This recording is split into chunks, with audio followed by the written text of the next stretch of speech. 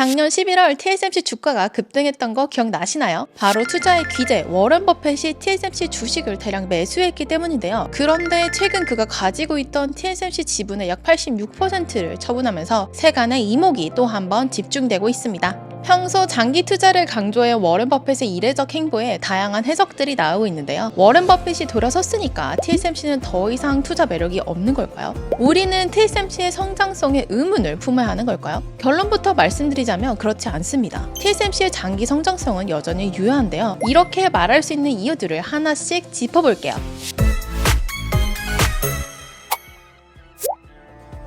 한동안 조용했던 반도체 시장이 다시 시끌시끌하죠? 반도체 산업이 새로운 패러다임으로 전환하면서 관련 반도체 시장 수요가 늘어나고 있기 때문인데요. AI와 자율주행이 주도하는 3에서 4단계의 반도체 패러다임에서 시스템 반도체를 설계하는 기업들에 대해서 말씀을 드린 바가 있죠. 그 다음 밸류체인에 있는 반도체 산업은 파운드리입니다. TSMC의 장기 성장 스토리는 바로 여기에서 시작합니다. 시스템 반도체는 위탁 주문을 받아 파운드리에서 만드는데요. 고성능 시스템 반도체가 늘어나면 반도체 공정을 담당하는 파운드리 업체 TSMC의 일거리가 늘어나는 것은 물론이고 TSMC에게 공급해주는 반도체 장비 업체까지 수혜를 보게 됩니다. 한마디로 TSMC 밸류체인이 함께 커지는 거죠. 이를 반증하듯 파운드리는 2021년에서 2023년 사이 지어진 새로운 반도체 공장 종류 중 가장 큰 비중을 차지하고 있습니다. 자, 그럼 이 TSMC란 기업이 얼마나 대단한 기업인지 확인해 볼까요? 앞서 말한 것처럼 TSMC는 파운드리 분야의 절대 강자인데요. 기술력과 시장 점유율 모든 부문에서 압도적입니다. 2022년 4분기 기준 TSMC의 시장 점유율이 60%입니다. 이는 AI와 자율주행이 탑재할 반도체에 들어갈 대부분의 일감을 TSMC가 받아갔다는 걸 의미하죠. 비슷한 맥락에서 TSMC는 시장의 예상을 깨고 1월 매출이 증가한 모습을 보여줬는데요. 엔비디아와 AMD 같은 고객사들이 머신러닝 연산을 위해 프로세서를 긴급 주문하면서 실적이 확 늘어난 겁니다. TSMC의 시장 장악력은 앞으로도 이어질 것으로 보이는데요. 경쟁 기업들이 뛰어넘기 힘든 기술력을 갖고 있기 때문입니다. 파운드리 산업에서 경쟁력은 두 가지에 의해 판가름이 납니다. 더 작고 더 결함이 없을수록 경쟁력이 커집니다. 웨이퍼 위에 똑같은 반도체 50개를 만드는 기업과 100개를 만드는 기업 중 당연히 100개를 만드는 기업이 더 많은 이익을 내게 될 테니까요.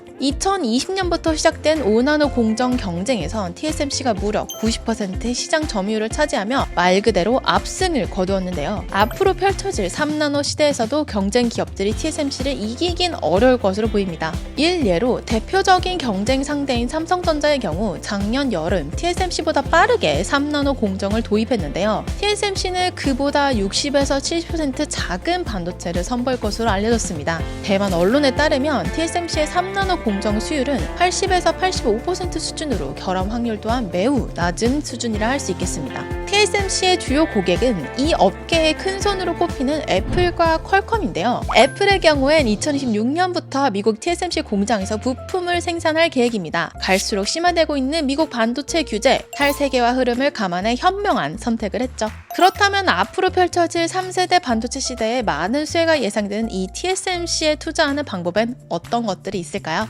이번에 출시되는 타이거 TSMC 밸류체인 팩셀 ETF가 여기에 어울리는 상품인데요. ETF 0에서 알 수 있듯 오늘 소개한 TSMC를 비롯해 TSMC의 파운드리 공정에 꼭 필요한 반도체 장비 리더 기업들을 모두 담고 있습니다. 즉, TSMC의 시스템 반도체 주문이 들어오면 동반 성장하는 기업들까지 함께 투자하는 상품인 거죠. 앞서 얘기한 대로 파운드리 공정은 매우 섬세한 작업입니다. 따라서 대규모 시설 투자를 통해 대량 생산을 하는 메모리 반도체와 달리 밸류체인 생태계가 매우 중요합니다. 고객 맞춤형으로 소량 생산을 하기 위해선 각 주문별로 임무를 제대로 수행할 수 있는 장비 제공 업체들이 있어야 하기 때문이죠. ASML은 반도체 업계의 슈퍼을이라는 별명을 가지고 있을 정도로 탄탄한 입지를 가진 곳입니다. 전 세계에서 유일하게 극자의 광원을 이용한 노광 장비를 생산하기 때문입니다. 이 장비를 통해 세상에서 가장 얇은 붓으로 회로를 그릴 수 있거든요. 도쿄 일렉트로는 회로 패턴을 그리기 전 포토레지스트를 균일하게 도포하는 도포 현상 장치 부문에서 점유율 1위를 차지하는 곳이고요.